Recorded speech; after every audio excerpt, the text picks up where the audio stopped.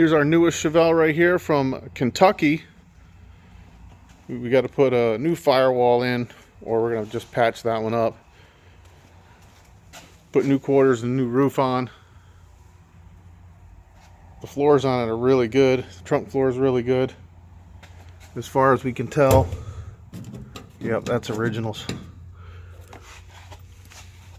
And we got two new outer wheel tubs and a new trunk lid.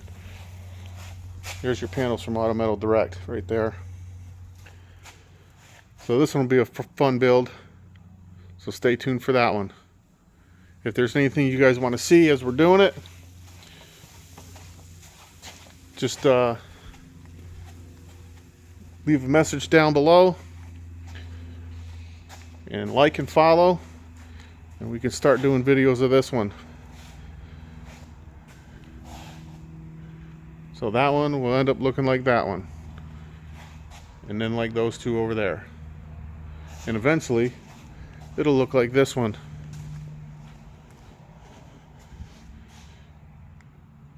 We'll just have to show you that one at a later date.